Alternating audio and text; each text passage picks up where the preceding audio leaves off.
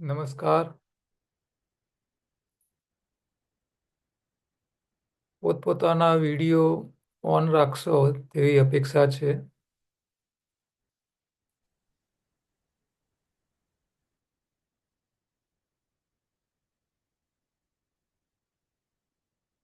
લકુલિશ યોગ યુનિવર્સિટી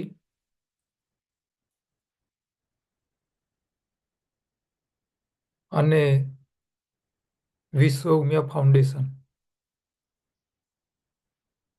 દ્વારા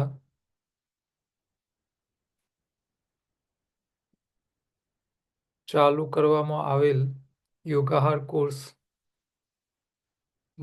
આપ સૌ યોગી આત્માઓનું સ્વાગત છે. ઘણા સમયથી આપણે કોર્સ માટે ફોર્મ ભરાવીને રાખેલા, વચ્ચે થોડા ટેકનિકલ સમસ્યાઓ અને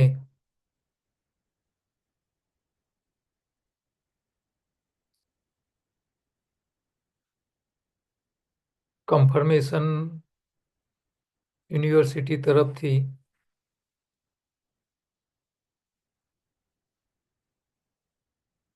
પ્રોસેસિંગમાં અમને સમય લાગ્યો.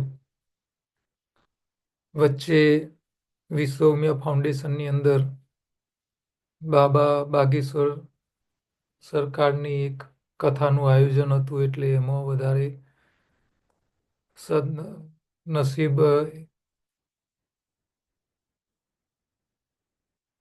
ના કારણે એ કથાનું આયોજન ન થઈ શક્યું. સંજોગો વસાતે શક્ય ન બન્યું. સાથે સાથે આપણા યોગાહાર કોર્સને પણ આપણે સમયસર ચાલુ ન કરી શક્યા. લકુલિશ યોગ યુનિવર્સિટીની એક બેચ ઓલરેડી ચાલુ છે.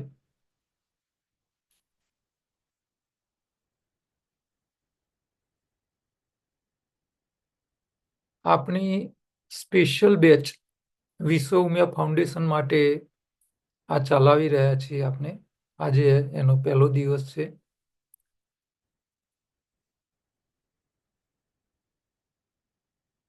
ખાસ તમને બધાને ખબર છે અને મોટાભાગે યોગ ટીચરો આ કોર્સ સાથે જોડાયેલા છે. આમ તો આજે પહેલા દિવસે વિશ્વ ઉમિયા ફાઉન્ડેશનના પ્રમુખ શ્રી આરપી પટેલ સાહેબ આપણી સાથે હાજર રહેવાના હતા, પરંતુ એમને બીજા અગત્યના પ્રોગ્રામોમાં જવાનું હોય રહી શક્યા નથી. નેક્સ્ટ વીકમાં ગમે ત્યારે આપણી સાથે એક સ્પેશિયલ ઝૂમ મીટિંગ થશે એમના સાથેની.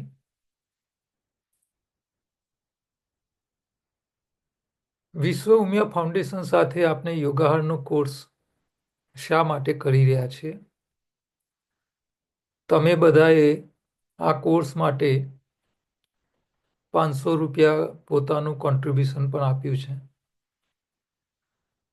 તમને ખ્યાલ હશે કે લકુલિશ યોગ યુનિવર્સિટીની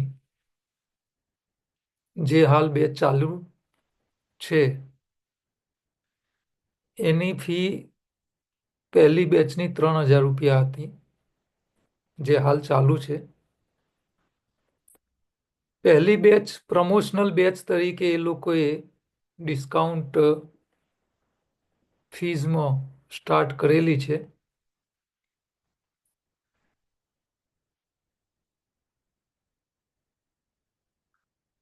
બીજી બેચ એ લોકોની 5000 ફીથી સ્ટાર્ટ થશે. તમે બધા નસીબવાળા છો કે તમને ફક્ત 5000ના બદલે 500 રૂપિયામાં તમને આ કોર્સમાં વિશ્વ ઉમિયા ફાઉન્ડેશન તરફથી સામેલ કરવામાં આવ્યા છે. મૂળ ઉદ્દેશ શું છે? શા માટે આ 5000ના બદલે 500 રૂપિયા તમારે ચૂકવવાના? બાકીની વ્યવસ્થા વિશ્વ ઉમિયા ફાઉન્ડેશન કરે. કોઈ મંદિરની સંસ્થા કદાચ આવું કામ કરે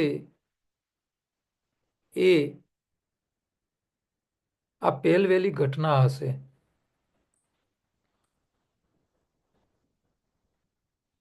વિશ્વ ઉમિયા ફાઉન્ડેશનનું નામ સાંભળ્યા પછી તમને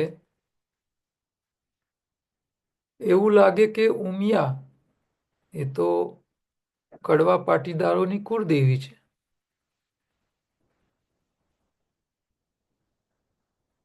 એ સંસ્થાને આપણે શું લેવા દેવા?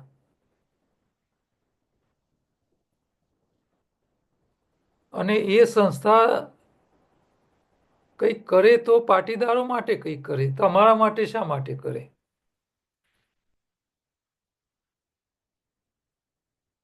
પણ અહીંયા તમે જુઓ કે આપણા લગભગ મોટા ભાગના કેન્ડિડેટ્સ હાર્ડલી 10% કે 15% જ પાટીદાર છે. બાકીના બધા અલગ અલગ જ્ઞાતિના લોકો આ કોર્સમાં આપણે લીધા છે. શું ઉદ્દેશ શું? શા માટે? તો આજે આપણે આ પહેલા દિવસે આ કોર્સ કરવા પાછળના આપણા સંસ્થાના મૂળ ઉદ્દેશની વાત કરીશું.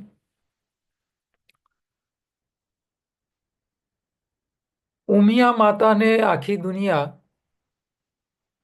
પાટીદારોની કુળદેવી તરીકે માને છે. પણ તમને બધાને ખબર છે કે ઉમા એ પાર્વતીનું બીજું નામ છે. આ ધરતી, આ પૃથ્વી, આ બ્રહ્માંડ,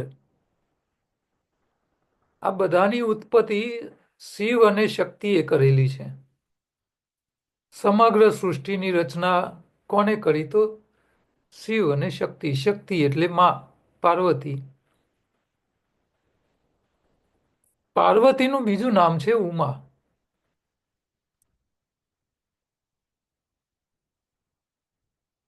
આપ બધાને એ પણ ખબર છે કે 51 શક્તિપીઠોની રચના કઈ રીતે થઈ.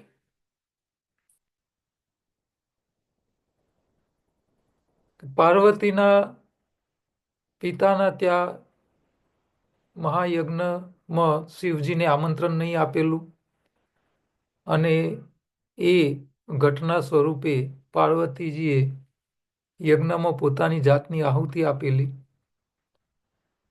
અને એ પોતાના પાર્વતીના શરીરને, અર્ધ બળેલા શરીરને લઈ ભગવાન શિવે તાંડવ કરેલું અને એમના 51 અંગો આ ધરતી ઉપર જ્યાં જ્યાં વિખરાયા ત્યાં 51 શક્તિપીઠો બન્યા. આ વાત લગભગ સનાતની દરેક વ્યક્તિને ખબર છે.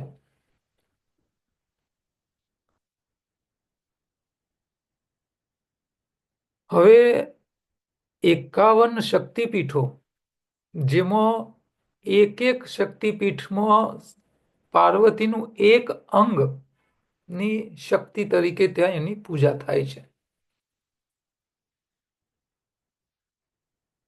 હવે જો એક અંગમાં શક્તિપીઠની આટલી તાકાત હોય,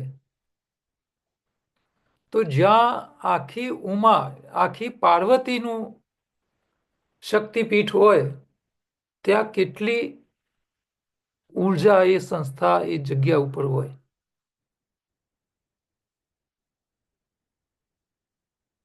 મા ઉમિયા એ જગતજનની પાર્વતી જ છે. સૃષ્ટિની જ્યારે રચના થઈ એટલે ભગવાન દ્વારા માનવોનું સર્જન જે થયું એના જીવન ધોરણ માટે ખેતી એ પ્રાથમિક જીવન નિર્વાહ માટેનું કર્મ હતું. અને ખેતી માટે જે મુખ્ય વાહનની જરૂર હતી એ હતું બળદ. અને બળદને પોતાના વાહન સ્વરૂપે સ્વીકારી મા પાર્વતીએ મા ઉમિયાનું સ્વરૂપ તરીકે હાજર થયેલા. અને આ ધરતી ઉપર જેટલા બી ખેતી કરનારા લોકો હતા એમની કુળદેવી તરીકે એમની ગણના થવા માંડી. છેલ્લે ખાલી પાટીદારોએ પોતાની કુળદેવી તરીકે માની. હકીકતમાં પાટીદારોની એકલી નથી, જગતજનની દુનિયાના તમામ જ્ઞાતિઓની માતા પણ તમે કહી શકો. 51 શક્તિપીઠો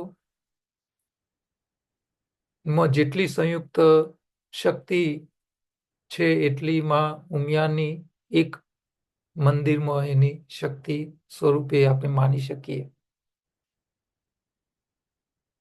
આજકાલ આપણે જોઈ રહ્યા છે કે આપણો દેશ,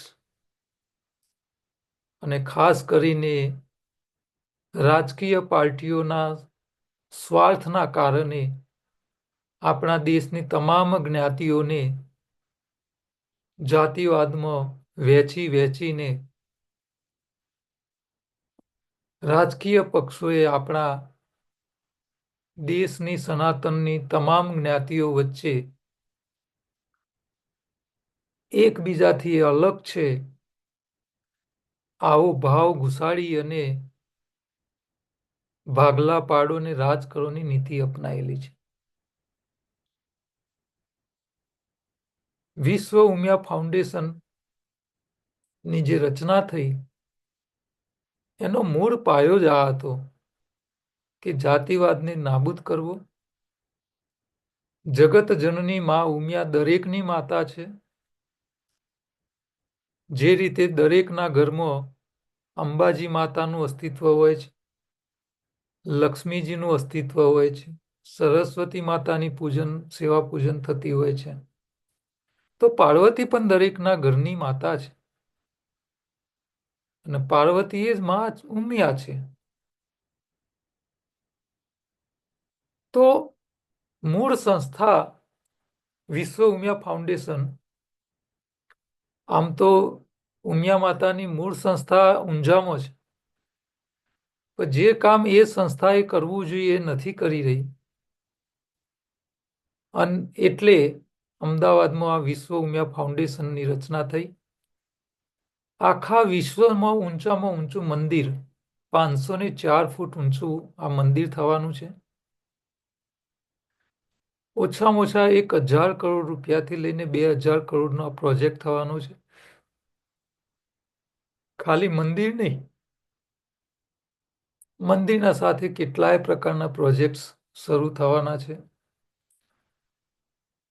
સાથે સાથે સમાજની સાંપ્રત સમસ્યાઓ, તમે જુઓ આજકાલ સમાજ ક્યાં જઈ રહ્યો છે, કેવી કેવી સમસ્યાઓ છે બધાને દેખાય છે. પરંતુ મને જે દેખાય છે અને મારો યોગાહારનો જે કોર્સ છે, મેં 2 દિવસ પહેલા જ તમને એક ગ્રુપની અંદર લિંક મોકલેલી. સુરેન્દ્રનગરમાં ઝાલાવાડ એક્સપો વખતે મારો સેમિનાર હતો, એની લિંક મૂકેલી, તમે બધાએ જોઈ હશે.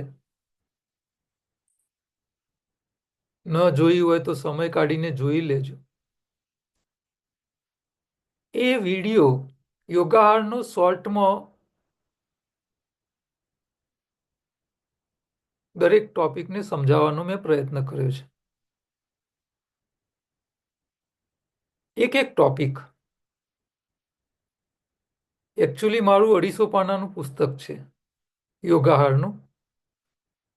એમાંથી મેઇન જે મુદ્દાઓ છે એના ઉપરનો એ આખો સેમિનાર હતો 1.5 કલાકનો. હવે એ સેમિનાર તમે જ્યારે જુઓ એટલે તમારું માઇન્ડ ચાલવાનું શરૂ થવું જોઈએ કે ભાઈ એમાં બતાવેલા જે ટોપિક છે એ સમાજની કઈ સમસ્યાઓને બહાર કાઢી શકે. હવે સમાજમાં કઈ સમસ્યાઓ છે પહેલા એ સમજવાનો પ્રયત્ન કરીએ.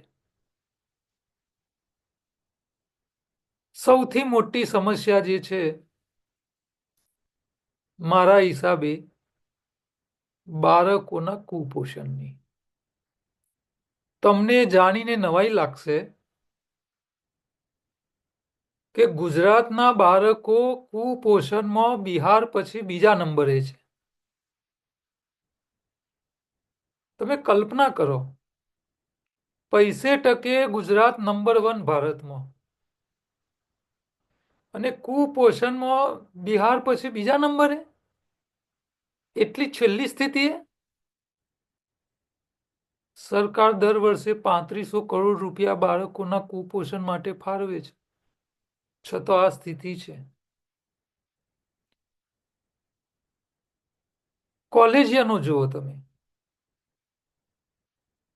આજકાલ બધા જ વડીલ લોકો, વૃદ્ધ લોકો એક જ ફરિયાદ કરે છે કે જુવાનિયાઓ અમારું સાંભળતા નથી.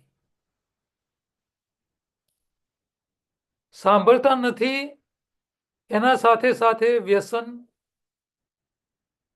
નંબર 1 થઈ ગયા છે. ગુજરાતમાં કેટલું ડ્રગ્સ પકડાય છે.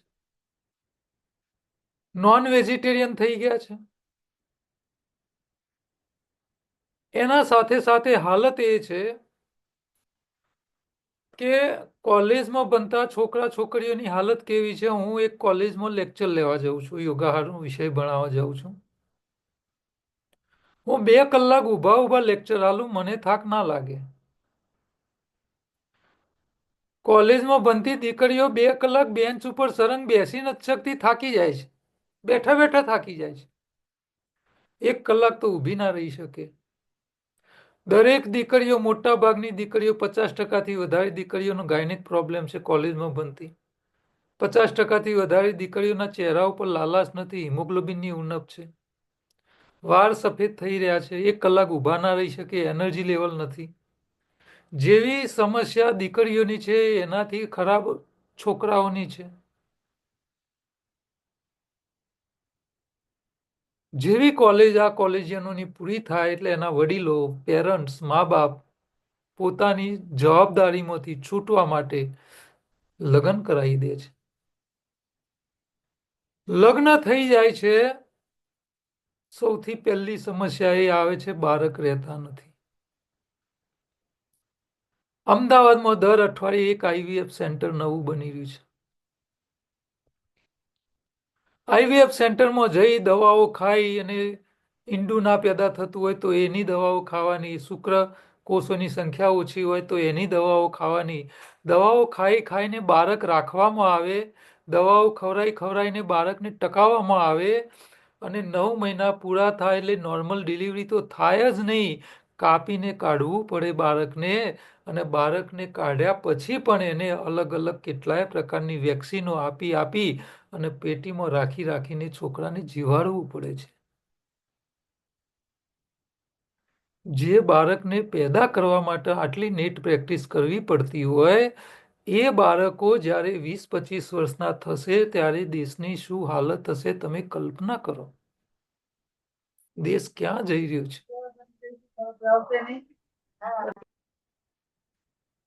પોતાના માઇક જરા ઓફ રાખજો, મ્યુટ રાખજો.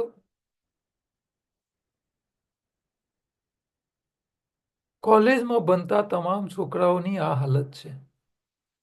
નાના બાળકો કુપોષણમાં બિહાર પછી બીજા નંબરે છીએ. કોલેજિયનથી ઉપર ગૃહસ્થી લોકો કોઈ એવું ઘર નથી જેના અંદર 4 બીમારીઓએ ભરડો ન લીધો હોય. એક છે ડાયાબિટીસ, બીજો છે બીપી, ત્રીજો છે સાંધાના દુખાવા અને ચોથો છે ઓબેસિટી. કોઈ એવું ઘર નહીં મળે કે જેમાં તમને આમાંથી એક રોગવાળો વ્યક્તિ ના મળે. વૃદ્ધોની હાલત એટલી ખરાબ છે કે 60 થી મોટી ઉંમરના 99% લોકો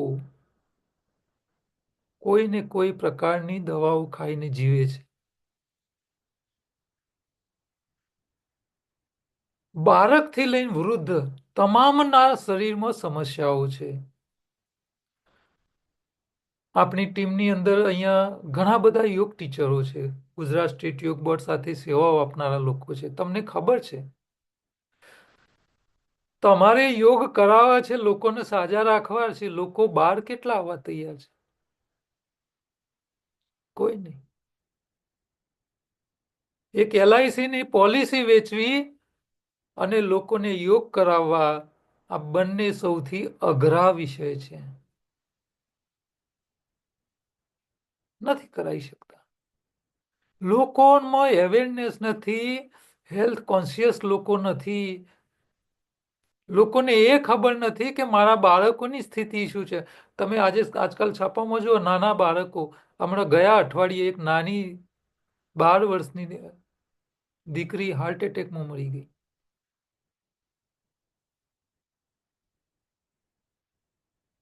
કેટલી ગંભીર પરિસ્થિતિ છે. તો શું થવા માંડ્યું છે? આપણા દેશનું શું થઈ રહ્યું છે? કેમ થયું છે? આના પાયાના મૂળ સુધી જવું પડશે, એનું મૂળ શોધવું પડશે. આપણો યોગાહાર વિષય આ તમામ સમસ્યાઓના મૂળ સુધી લઈ જવા માટે તમને ટ્રેનિંગ આપશે, તમને ખ્યાલ બતાવશે કે ભાઈ આ સમસ્યાનું મૂળ કારણ શું છે, એમાંથી બહાર કેમ નીકળવું, લોકોને જાગૃત કઈ રીતે કરવા.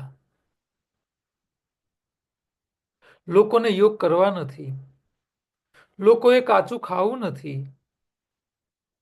હવે સાજા રહેવું છે, કઈ રીતે રાખવા? તો સમસ્યાઓ પેદા થવાના મૂળ કારણોને સમજવા પડશે અને સમસ્યા કેમ પેદા થાય છે એ કારણો લોકોને જો તમે સમજાવી શકો તો એમાંથી લોકો ધીરે ધીરે બહાર આવી શકશે.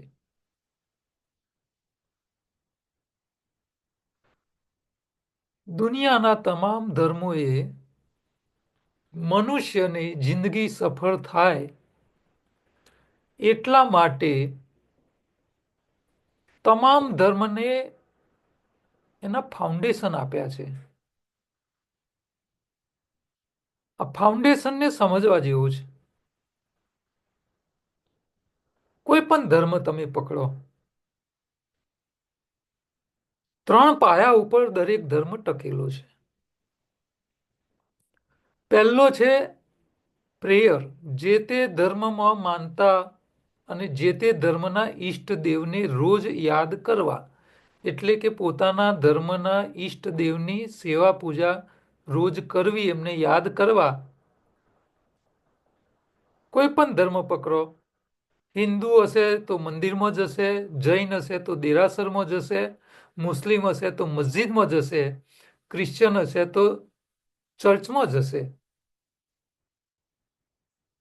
શીખ હશે તો ગુરુદ્વારામાં જશે. દુનિયાનો એવો કોઈ ધર્મ નથી જેની અંદર પોતાના ધર્મ સંસ્થા, ધાર્મિક જે જગ્યા હોય ત્યાં ભાઈ જઈને પોતાના ઈષ્ટદેવને યાદ ન કરવા. એવો કોઈ ધર્મ નહીં મળે. એક હિન્દુ જ એવો વ્યક્તિ છે જે મંદિરમાં વર્ષમાં કદાચ એકાદ વાર જતો હશે, અને ઘણા તો મેં એવા જોયા છે બિલકુલ જતા જ નથી. તમે પહેલા જ પાયાને કાપી નાખ્યો છે. ઈશ્વરને માનતા નથી. ઈશ્વરનું અસ્તિત્વ ન હોત તો દરેક ધર્મ એ પોતાના ધર્મના ઈષ્ટદેવને યાદ કરવાની વ્યવસ્થા શું કા આપેલી છે? પહેલો આ પાયો છે, પોતાના ઈષ્ટદેવને યાદ કરવા. અને તમારા જીવનમાં ઈશ્વરનું અસ્તિત્વ છે. ઈશ્વરની કૃપા વગર તમે જન્મ લઈ શકતા નથી. તમે જે ઘરમાં જન્મ લો છો એ ઈશ્વરની કૃપાથી જ જન્મ લો છો. તમારા ઘરમાં આવનારી દીકરીથી લઈ, આવનારી વહુથી લઈ, નવા જન્મ લેનારા વ્યક્તિઓથી લઈ, તમારા પાડોશી પણ ઉપરવાળો નક્કી કરે છે. જે તમારા જીવનમાં ડગલે ને પગલે એ એના કર્મ પ્રમાણે તમારા પ્રોગ્રામ ગોઠવતો હોય, તમે એને જ સ્વીકારતા નથી. બીજો પાયો છે ચેરિટી. દુનિયાનો એવો કોઈ ધર્મ નથી કે જેની અંદર સેવાની વાત ન હોય. ચેરિટી એટલે દાન. કોનું કરવાનું? 3 પ્રકારના દાન બતાયા છે. અને જીવનના દરેક સ્ટેજે એમાં તમારે રોલ ભજવવાનો છે. પહેલું છે સમયનું દાન. બીજું છે ધનનું દાન. અને ત્રીજું છે જ્ઞાનનું દાન. જ્યારે સનાતનનો યુગ આપણો જે હતો, સતયુગ અને એ બધા 5000 વર્ષ પહેલાની વાતો કરીએ, તો ગુરુકુલોને આશ્રમ શાળાઓ હતા.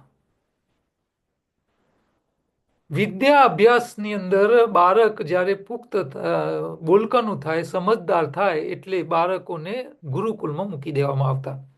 અને એ ગુરુકુલની અંદર રાજા હોય કે રંક હોય, દરેકના બાળકો એક જ સાથે વિદ્યાભ્યાસ કરતા. તો વિદ્યાભ્યાસ દરમિયાન એને સમય સંસ્થા માટે આપવાનો હોય, અને સંસ્થા એને જ્ઞાન આપે. એટલે સમયનું દાન એને ત્યાં કરવાનું હોય છે. વ્યક્તિ ગુરુકુલમાં કે આશ્રમ શાળામાં ભણીને જ્યારે સમાજમાં પાછો આવે એટલે ગૃહસ્થ બને. ગૃહસ્થી દરમિયાન એ જે કંઈ કમાય, પૈસા કમાય, એ સમાજની સેવા માટેની કામ કરતી સંસ્થાઓમાં એમાંથી 10મો ભાગ એ દાન સ્વરૂપે આપતો જાય. સમયનું દાન વિદ્યાર્થી કાળમાં, ધનનું દાન ગૃહસ્થીના કાળમાં, અને જ્યારે વાનપ્રસ્થ શરૂ થાય એટલે વિદ્યાભ્યાસ સમય અને ગૃહસ્થીના સમય દરમિયાન એને મળેલા અનુભવોનું જ્ઞાન, બુદ્ધિ, વિદ્યા, નોલેજ, એ વાનપ્રસ્થ જિંદગી શરૂ થાય એટલે એ લોકોને પાછું, એટલે જ્ઞાનનું દાન એને વૃદ્ધાશ્રમ ના સમયગાળા દરમિયાન, એટલે રિટાયર થયા પછી આ એને આપવાનું. એના સાથે પેલું તો બે કન્ટિન્યુ જ હોય, સમયનું દાન અને ધનનું દાન, એ તો પાછું ચાલુ જ હોય, પણ એમાં ઉમેરો થાય. બાળક અભ્યાસ કરતો હોય ત્યાં સુધી એના જોડે ધન કે વિદ્યા ન હોય, એટલે એ ના આપી શકે.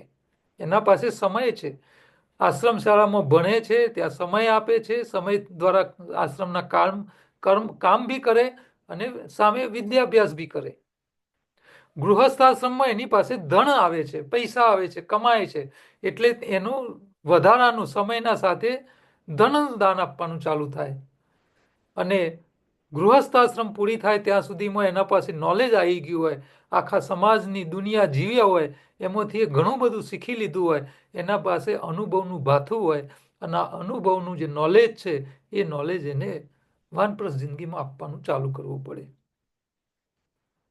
તો આ દાન, સેવા એ કરવાનું હોય છે.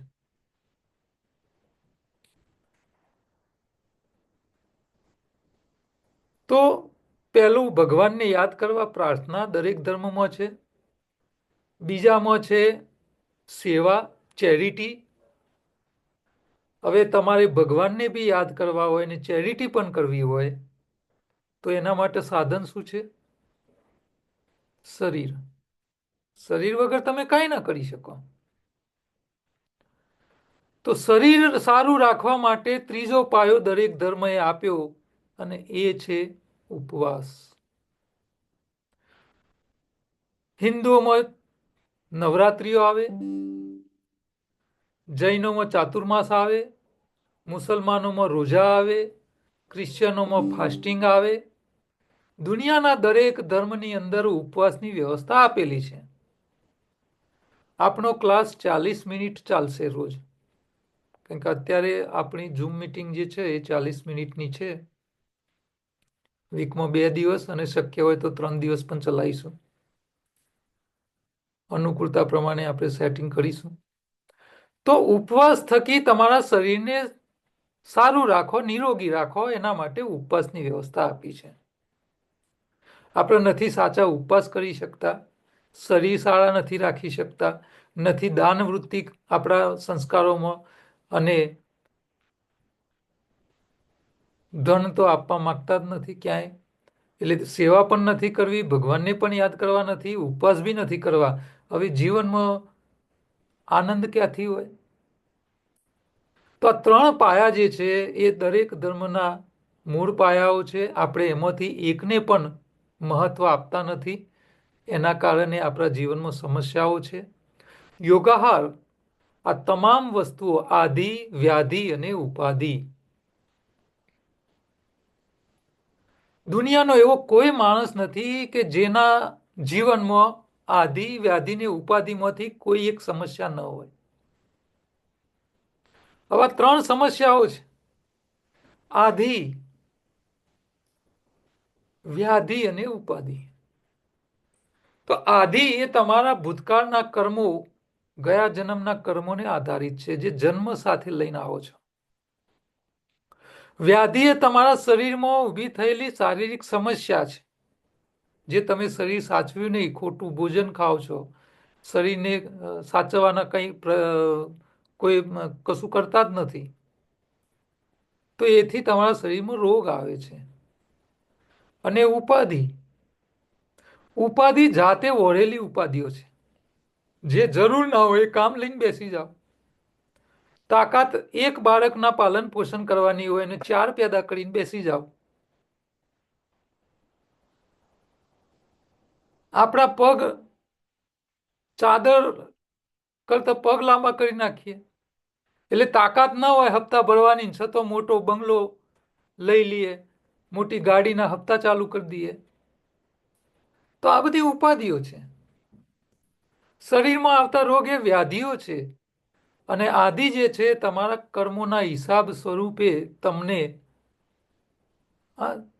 તમારા ઘરની અંદર જે કઈ સમસ્યાઓ છે એમાં આધિઓનો બહુ મોટો રોલ છે. તમારા કુટુંબમાં જે લોકો ભેગા થયા છે એ બધા ઈશ્વરે તમારા એકબીજાના હિસાબો, લેવડ દેવડ પૂરી કરવા માટે ભેગા કર્યા છે. પુનર્જન્મ હોય જ. સૂક્ષ્મ જગતમાં ધરતી ઉપર દેખાતા લોકો કરતાં પણ સૂક્ષ્મ જગતમાં વધારે લોકોનું અસ્તિત્વ છે. તો આ પણ વાતો આપણે સમજવાની છે. આપણા સમાજની જેટલી સમસ્યાઓ છે એના સમાધાન બી કરવા છે.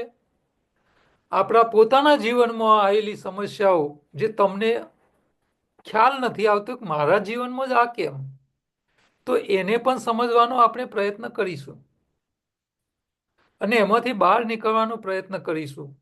અને મનુષ્યનો અલ્ટિમેટ ગોલ શું હોવો જોઈએ? મોક્ષ.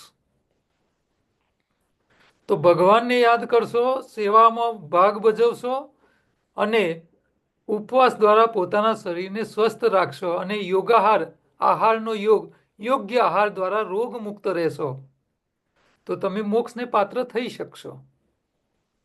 અને આ બધાના નસીબમાં નથી હોતું. તમે નસીબવાળા છો કે તમને કોઈના થકી આ કોર્સમાં જોડાવા માટેનો મેસેજ મળ્યો અને તમે આ કોર્સમાં જોડાયા છો, તો આ નાની વાત નથી. યોગાહારનો કોર્સ એ આ દેશની અંદર નહીં, આ દુનિયામાં પહેલવહેલો એક નવો વિષય છે. લકુલિશ યોગ યુનિવર્સિટી આ વિષયની માન્યતા આપી છે. એના કોર્સ ઓલરેડી ચાલુ છે. આપણી વિશ્વ ઉમિયા ફાઉન્ડેશન માટેની સ્પેશિયલ બેચ આપણે આ ચાલુ કરેલી છે. તો વિશ્વ ઉમિયા ફાઉન્ડેશન તમારી પાસે અપેક્ષા શું રાખે છે કે સમાજની તમામ સમસ્યાઓ, બાળકો, જુવાનિયાઓથી લઈ ગરડાઓ, ગૃહસ્થો, એ સાથે સાથે તમે મજૂર વર્ગ જુઓ. મજૂર, કોઈ પણ મજૂર તમે જોશો, ફેક્ટરીમાં કામ કરતો હોય કે ખેતરમાં કામ કરતો હોય, 40ની ઉંમરનો હશે અને 60નો બુઢો દેખાતો હશે. આખો દિવસ એટલી મહેનત કરે છે કે એના પગના મસલ્સ થાકી જાય છે. મસલ્સ થાકી ગયા હોય, રાત્રે સુવા જાય તો ઊંઘ આવતી નથી. ઊંઘ આવે ને એ મસલ પેઇન કરે, પગ દુખે, એટલે એને ઊંઘવા માટે નશો કરવો પડે, દારૂ પીવો પડે મજબૂરીમાં. અને દારૂ પીને સૂઈ જાય એટલે શરીરની પત્તરની ખંડાઈ જાય. એક તો આમે 40ની ઉંમરનો 60નો બુઢો દેખાતો હોય, પાછો વ્યસન કરે ઊંઘવા માટે, એટલે ઓર એની સ્થિતિ ખરાબ થાય. હવે એની જિંદગી દવાઓ, દારૂ અને આમ જ પૂરી થાય. પોતાના બાળકો માટે ના બચત કરી શકે અને એની જિંદગી જેવી પૂરી થાય એવી એના બાળકોની પણ પૂરી થાય. આપણા યોગાહાર વિષયમાં આવા લોકોને શરીરને જે 40ની જગ્યાએ 60ના બુઢા દેખાય છે, એમને કેમ પાછા જુવાન કરવા? કોઈ દવા વગર, કોઈ વધારાના ખર્ચ વગર એની જવાની પાછી લાવી શકીએ. એને ઊંઘવા માટે ના દારૂ પીવાની જરૂર પડે, અને આ જો જરૂર જ ના પડે, શરીરમાં રોગ ના હોય, તો એની પાસે બચત પણ વધે, અને બચત વધે તો એના બાળકોને ભણાવી શકે અને એમની જિંદગીમાં કંઈક બદલાવ લાવી શકે, એના કુટુંબમાં કંઈક ભલું થઈ શકે. એટલે દરેક જ્યાં નજર નાખીએ ત્યાં આપણા માટે યોગાહાર થકી દુનિયાના તમામ ખૂણે ખાંચરે જેટલી પ્રકારની સમસ્યાઓ છે, બાળકો સાંભળતા નથી, બાળકો અભ્યાસમાં વીક છે, ખોટા પગલાં પડે છે, બાળકો ડિપ્રેશનમાં જીવે છે, નાની ઉંમરમાં રોગ આવે છે, આત્મહત્યા કરે છે, આ તમામ સમસ્યાઓના સમાધાન આપણને યોગાહાર કોર્સ થકી જાણવા મળવાના છે ને શીખવા મળવાના છે. અને જે રીતે મેં તમને 1.5 કલાકનો જે વિડીયો મેં તમને લિંક મોકલેલી ગ્રુપમાં, અને હું જે રીતે જે ટોપિક ઉપર હું જે વાતો કરું છું, એ જ રીતે તમારા બધાએ એ પ્રમાણેની વાતો કરતાં શીખવાનું છે. તમારી પરીક્ષા પણ આ જ રીતે લેવાની છે. તમને કોઈ એક ટોપિક આપવામાં આવશે કે આ ટોપિક ઉપર તમે બોલો, તો તમારે એના ઉપર લેક્ચર લેવું પડશે. અને વિશ્વ ઉમિયા ફાઉન્ડેશન તમારા વતી યુનિવર્સિટીની ફીના પૈસા ખર્ચે છે, એટલે એ પણ સમાજ માટે તમારી પાસે અપેક્ષા રાખશે. એટલે જે લોકો પોતાની જાતને, પોતાના કુટુંબને સુધારવા માંગે છે અને સમાજ માટે કંઈક આપવા માંગે, તમારે આખા અઠવાડિયાનું સરંગ નથી કરવાનું. રોજનો 1 કલાક તમારે આપવાનો રહેશે, સેવા માટે આપવાનો રહેશે. વધારે આપવો નહીં પડે. એટલે કોર્સ પૂરો થયા પછી તમારા લોકોએ આ કામમાં જોડાવવું પડશે. એટલે જે લોકો આ રીતે કામ કરવા માટે રાજી હોય એવા લોકો કોર્સ જોઈન રાખે. ન કરવાની શક્તિ હોય એવા લોકો મને આજે જ સાંજે મેસેજ કરી લે, એટલે અમે યુનિવર્સિટીની અંદરથી એમનું નામ કમી કરાવી અને એટલા ખોટા પૈસા બગાડીએ નહીં. આપણો સમય પૂરો થવા આવ્યો છે. તમારા બધાના ઇન્ટ્રોડક્શનો નેક્સ્ટ લેક્ચરમાં આપણે પરમ દિવસે લઈશું. આપણા 40 મિનિટનો આજનો સેશન પૂરું થવાયું છે, એટલે ઓટોમેટિક બંધ થઈ જશે.